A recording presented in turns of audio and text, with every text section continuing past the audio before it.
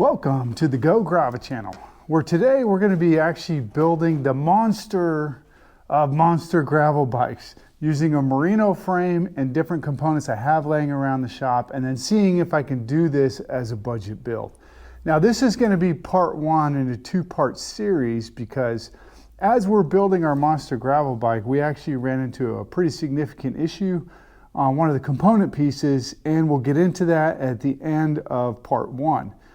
This is a highly reviewed componentry piece, and we tried to get it to work, and it wouldn't work very well at all, which means that some of my build design ideas around this monster of monster gravel bikes had to change at the end of part one. So it is Christmas time, and I won't really be ordering parts until January, so that's when we'll do our part two. So let's get into part one of the monster of monster gravel builds. Today on the Go Grava channel, we're going to be doing our very own monster gravel build using this dark green Marino chassis frame. It's more of a hardtail frame, kind of like the Surly Karate Monkey. And we're going to be taking pieces and parts from around the bike shop and some other stuff that I bought to really make a magnificent monster gravel build. But before we get to that, I got some measuring devices just to talk about how we're going to do, or how I think about monster gravel setup, at least when it comes to like converting a hardtail frame. So one of the issues that I see a lot of people do is when they have their hardtail frame and then they go ahead and put their bars on them, they really just put them right up. It's like right at the head stem, kind of using the same sort of, right at the headset, using the same stem they had on their mountain bike. And what you'll notice here with this medium frame, let's go ahead and measure it out. Like for a hardtail frame, a lot of companies measure, center of the bottom bracket to the top of the seat post. And this one's like 17 and a half. So it's a medium sized frame. Now, a lot of companies do it differently. Some are 17, some are 17 and a half, some are 16 and a half. But really what I'm concerned about is effective top tube length, because for me, like any solid road bike, I have a 58 centimeter effective top tube, 110 centimeter stem. That gets my center of gravity right over how I feel, which is the top tube. And when I ride a mountain bike, that center of gravity feels like it's above the top tube. And what I mean by center of gravity is, when I'm connected to the bike, there's this like little ball or reference point that I feel that I have on a bicycle. And to be as responsible as possible on the road, for me, that imaginary ball sits right here on the center of the top tube in the middle of the bike. And then any movement I make with my body, the bicycle kind of goes with it. Like if I turn my head, I go that way, turn my head, I go that way. With a mountain bike, usually that center of gravity feels like it's above the bar, which is where it should be for a mountain bike if I want to maneuver that bike around and underneath me. And for gravel riding, I always feel I want to be down and just below that top tube, maybe a little bit back. But if I used a longer effective top tube length, then technically I would be really pushing my center of gravity back with a large frame. So this frame measures out center to center at about 60 centimeters.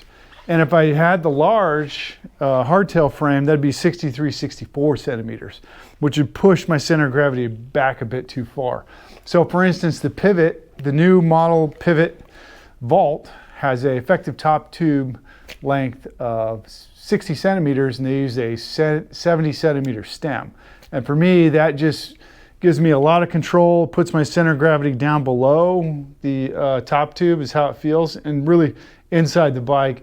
And for a monster gravel bike that wants to do road, gravel, rough gravel, maybe some mountain bike stuff, I want that stability to be down below the top tube, not above it, and to really give it that, what I feel is a monster gravel feel. So what we're going to be doing is using kind of parts I have sitting around. So I got a 50 centimeter kitchen sink. This is going to allow me to, one, put a bag in the front if I want to take it back bike packing, and that extended reach. Normally I have a 44 centimeter because my shoulders are 44 apart. That's what I normally run with the gravel bike, but for this one, Monster Gravel, we're gonna go 50 centimeters for our handlebars, which is gonna give us way more stability when we're doing stuff. And I have a special unique thing here. I got a special edition Fox 32 in gold. Look at that, with the Kashima coating up here at the top. That's gonna go well with the green. And it's 100 millimeters of travel.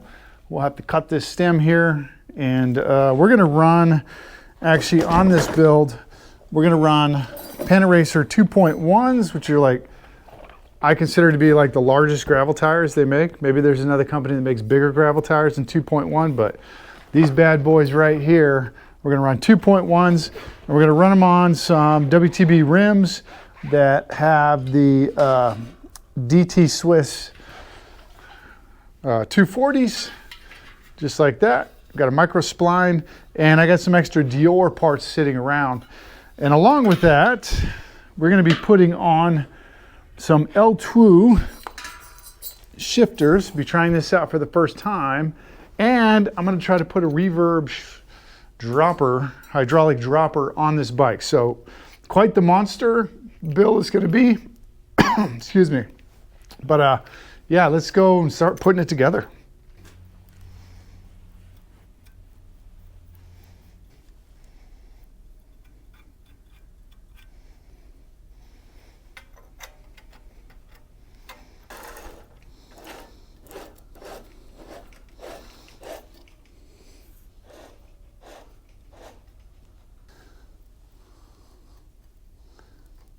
All right, so we got our Hellbender 70s in from Cane Creek. I'll have to put the headset in, and then we'll have to figure out like where I want to cut this at.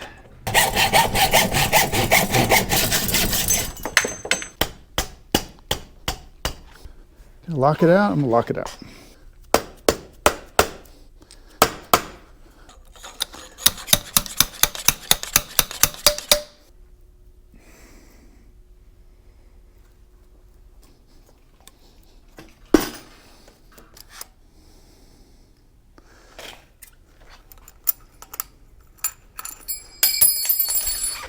All right, kitchen sink on. Okay, got it all as a placeholder right now. Make the final adjustments later. And then we'll get to bottom bracket here eventually. All right, I'm gonna wipe the rim down even though it's brand new. We get it ready to go for the tubeless tape. These are 29s, I9s or I30s. We're not I30s, I'm sorry, ST30s from WTB, using DT Swiss 240 hubs, and we're gonna be running this on our Monster Gravel build. All right, so basically you have 30 mils across, but there's a big old gap here in the middle, so we're gonna use 32 millimeter tape, so that gets us right to the edges, but you don't wanna get up on the edge, you just wanna get close to it.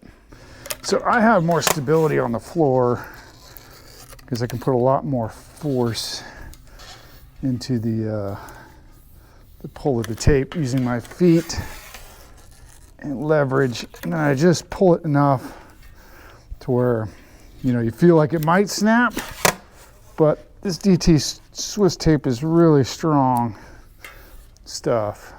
Get it nice and tight. And when it's tight like that, it stretches right into the center channel of the wheel.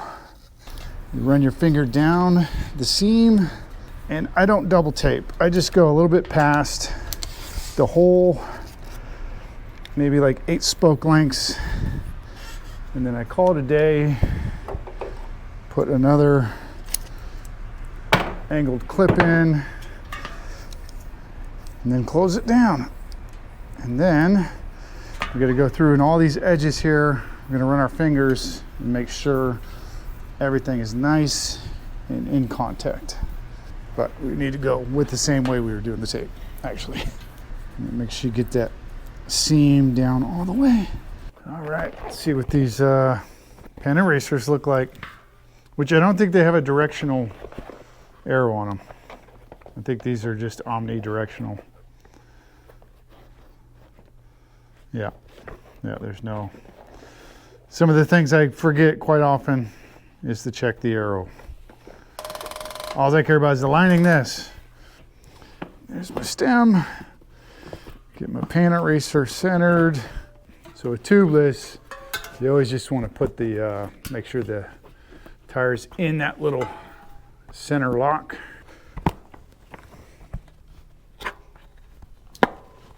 And so with these Panaracers, make sure it's all lined up. They recommend not using, I think it's any tubeless stuff that has ammonia in it or whatever, I think. Which I think they're just saying don't use stands here with this. I don't know if that just interacts with the material, which it probably does, I'm sure. These are big boys. Now the problem is can we get this to seat?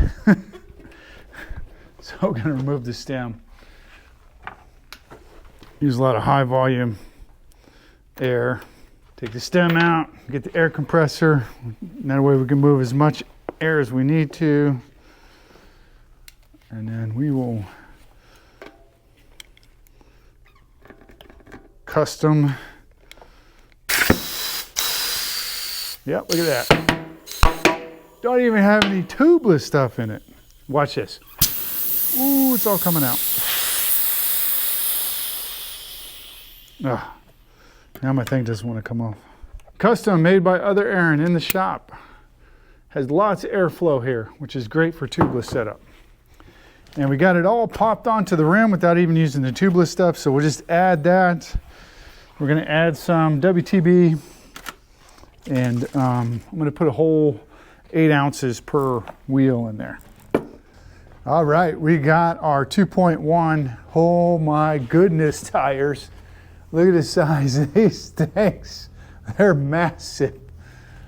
2.1 is huge for gravel tires. Huge. See what they look like on the fork. And look at that. I mean, let's take a look here. That looks nice. These Panaracers, that tan with the green, and they are wide for gravel tires. These are wide. Of course, you got plenty of clearance there. And I still need to put on the disc and the brakes and all that stuff. But really wanted to get this part done. And I got to find the bottom bracket and keep moving forward here on the build. All right, folks, so we have things built up slightly. We didn't get all the way done. And let me walk you through what we did do and an issue, pretty major issue that we had. So we have our Shimano GRX 12-speed system in. It's a mountain bike, I think it's a 1051, and just using a GRX mechanical back end. No problems there, no problems putting the crank in. I did reuse, I had a bottom bracket, mountain bottom bracket here. It's a silver color, I wish I had black, but I'm trying to save some money on this build. We have a dropper post in from RockShox, but we're not gonna be able to use that. Wheels look fantastic on there. That's the Panaracers 2.1s. We're going to use a Toe Peak Defender here on the front. It's kind of bulky, but again, this is the monster build with the Fox 32's gold front shocks. And so yeah, we got the brake systems on here. No problem with brakes. Brakes hooked up very well, fit very easy on this Marino gravel bike, but let me talk through the issue I had with the L-TWOO shifters. All right, folks, we're using these L-TWOO GRT mechanical 12-speed shifters with hydraulic disc brakes.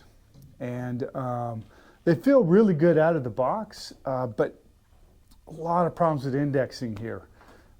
And let me walk through what we did just so, I don't like doing bad reviews, but this one we got to do because it changes my entire build structure. The reason I went with the L-TWOOs is because they're 145 from AliExpress. If anybody knows the GRX, Shimano's 800 series GRX is quite expensive, but it does give you an option for a left shifter for a dropper, which changes my dropper build, so I have to do a different dropper on there. But yeah, I had all kinds of problems with this being indexed correctly and not working. So what did I go through to make sure that this wasn't the shifter components? Well, made sure the chain line was perfectly centered. So it's at the 5/6 area. 1 mil off, no spacers needed on this. We went through and we checked the rear derailleur hanger. This is a brand new bike, so it should be perfectly fine, and it was. Derailleur hanger was perfectly even on this build on a brand new Marino. I even checked the spacers, took the rear cassette off, because sometimes you get things in a bike shop, I noticed, and it's not really assembled correctly, or it could be assembled off slightly. So I even checked the spacers that were in here to make sure it wasn't a spacer problem on this rear cassette, Shimano rear cassette. Went through, checked our lines, recabled the L-TWOO system, blew the L-TWOO system out with degreaser because maybe there's too much grease in there, and it didn't really work, and it wasn't indexing properly. So the next step is I took a Dior Mountain 12-speed shifter, and it worked perfectly on this whole setup. Perfect indexing, perfect shifting every time. So that really creates a problem for us for this Monster Gravel build.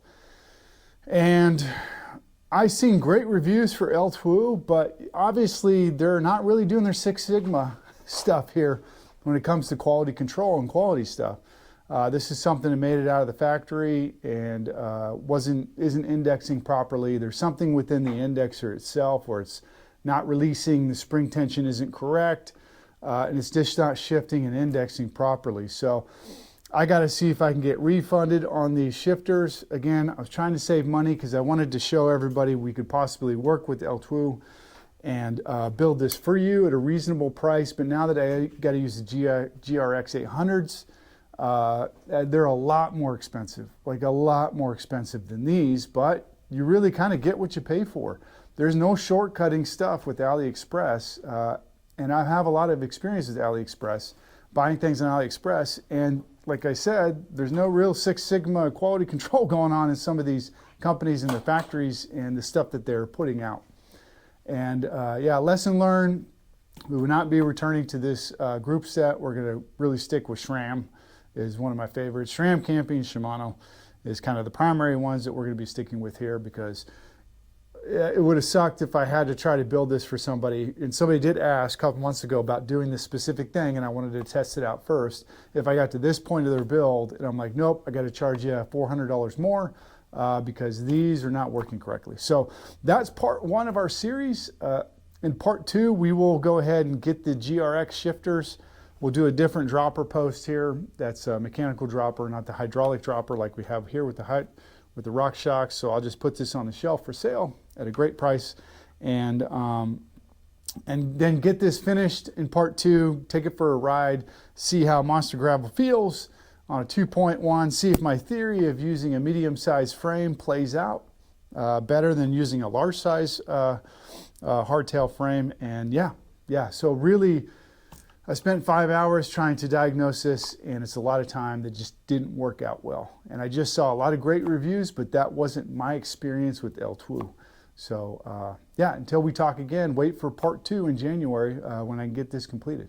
All right, everybody, talk to you later. Bye.